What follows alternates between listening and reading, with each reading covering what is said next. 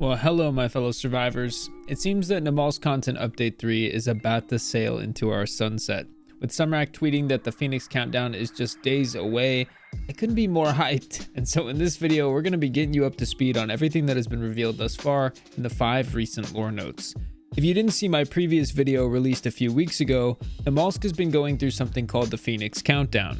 The Phoenix Countdown has followed the story of Adam Walker and his journey with his Phoenix crew as they traveled across Namalsk in search of an SOS ping they picked up while out at sea. Over the last several weeks, this story has come to a head, and if you haven't read the stories yourself, you should definitely go check it out down below. But assuming you need a refresh, we're going to quickly summarize what's happened, and then we're going to dive straight into the lore breakdown. This is a reminder that this video is speculation, but does contain spoilers for lore found in-game right now in the build-up prior to Namalsk Update 3. Let's get into it. So Adam Walker and his Phoenix crew have been out at sea aboard their Phoenix rig. During this time, the world has seemingly succumbed to the apocalypse that has caused the infected and brought humankind to the brink of destruction. One of their crew seemingly became infected while out at sea, but they restrained him up, not knowing what was happening. Soon after, the radios went silent, and ever since they've been scared to return home, until they picked up a stray SOS ping out at sea. Now they are on the hunt for this SOS ping in the search of human life, and they have narrowed it down to just outside the island of Namalsk. Well, the Phoenix crew arrived just outside Namalsk and head north and embarked to find what was signaling the SOS. The crew track the location and discover a Scat-12 submarine buried deep within the frozen plains. Upon arriving and searching the submarine, they discover various supplies for survival, but also a woman who seems to be unconscious and in a very weak state.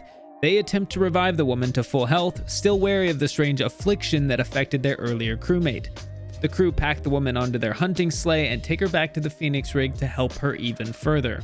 After they arrive, she awakens and reveals she is Natanya Keitner, NATO CTRG, the same woman who left a log in the submarine that you may or may not have found already.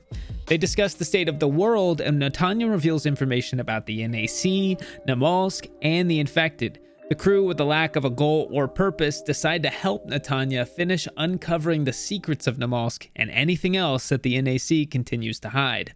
After securing more supplies from the submarine, they park the Phoenix rig and journey to the harbor where they intend to set up their full-time camp, but not before they get hit by a massive EVR storm. The crew comes in contact with the NAC, and while it's small at first, it eventually erupts into a massive battle that wipes out half of the Phoenix crew and their basement dwelling on Terra Harbor. The remaining survivors defeat the NAC, but not without the losses.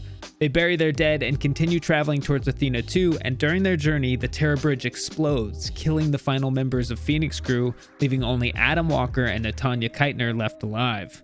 These two seemingly discover as much as they can about the NAC and also Athena research facilities. However, eventually Natanya dies as well, and while Adam manages to get revenge, it's too late and he has to continue the quest alone.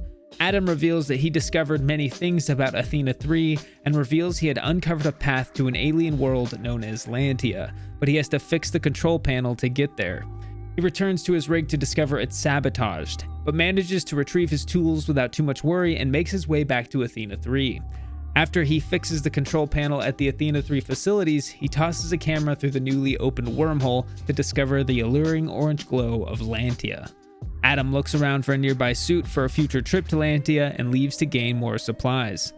Adam prepares for his next trip and waits for the storm to arrive, and with his final riding, he pushes the button before jumping to Athena 3.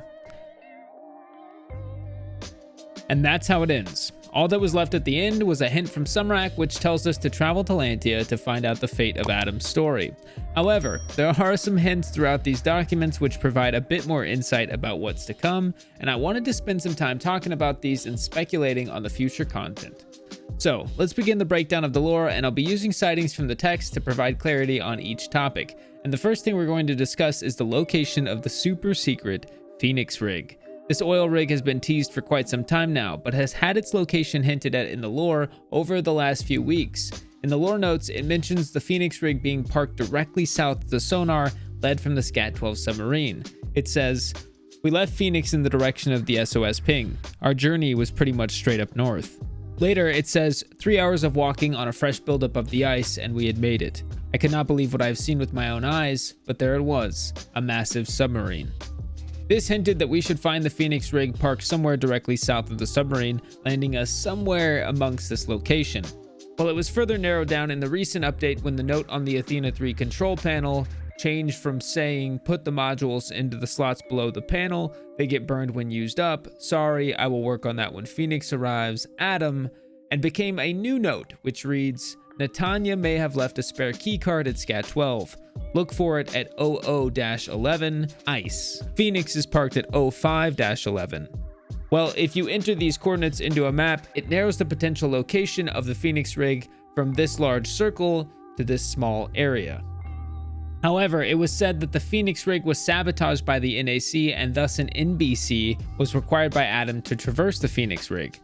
It says, when I got near Phoenix, I knew something was wrong with it. The air was boiling around the rig and there was too much water vapor around.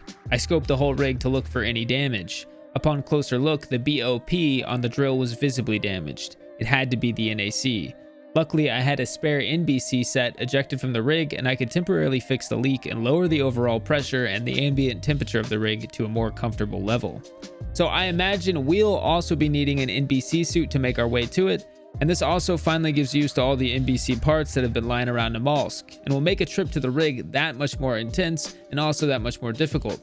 Additionally, it mentions the ambient temperature potentially being lowered by Adam. This might mean that the Phoenix rig itself provides a degree of warmth and one shouldn't have to worry as much about freezing on it. This would be nice, especially for those coming immediately from the ice. If this is the case, you shouldn't need a heat buff before stepping onto the rig, but again, who knows? The documents also mention that the rig itself will provide protection from the EVR storms to some degree. It says, waking up from the EVR is no fun. I remember hearing some voices, echoes, or something before, and even after waking up. Luckily for us, it seems that the metal cage that is the Phoenix hull has provided good cover, and we were largely shielded by the whatever effects these events have. And while I assume there would be some areas to take refuge in, this is some confirmation that there are indoor areas to hide in on the rig itself. And when you get onto the rig, there could be tons of supplies, as the Phoenix crew in the lore documents raided the submarine of all of its supplies before embarking for the mainland of Terra Island. It says, over the 5 days, we have pretty much salvaged everything we could out of the submarine. I was overall really happy that we have managed to do this. Nobody got harmed in any way, and we've got so much stuff now that we may actually survive the whole winter.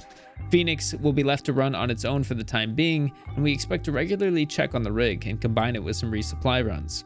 If they were planning to come back to the rig for additional items and resupply runs, we could be looking at finding additional tools, NBC, medical, ammo, weapons, and other items aboard the Phoenix rig. Furthermore, we also gained confirmation that there is some sort of cargo crane, a deck, and a living quarters. It says, Sergi ran up the ladders and got into the cargo crane to quickly pick up our survivor and a bunch of supplies we carried with her. Once everything was on the deck, we carried our survivor into the living quarters. So I imagine this rig is pretty large and might require some exploration, so I'll be bringing a few filters upon my first adventure. Next, it seems that there might be a hideout on Terra from the Phoenix crew that might be left there. It says the conflict has left some serious scars on the whole complex, but we have found a building in the center of the area.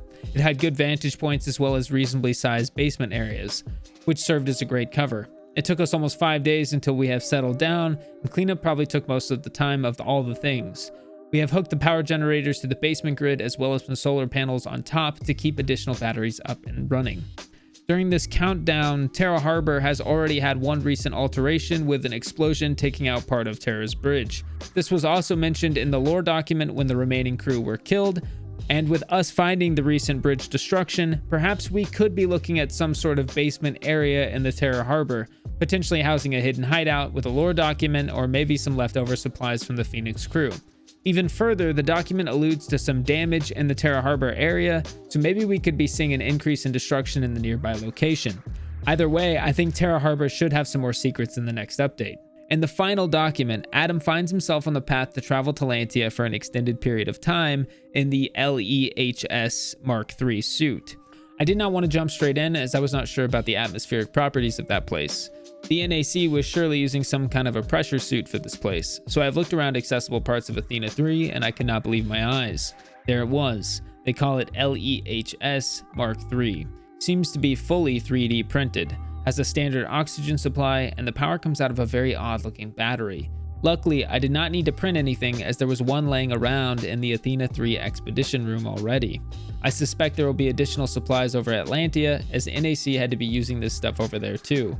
When scavenging supplies in Athena 3, I've also found a bunch of blueprints for the gear. I wonder if our old 3D printer on Phoenix can handle it. Need to try that later. This suit has been hinted at for months now ever since this image, and in this lore document we finally have confirmation that it exists.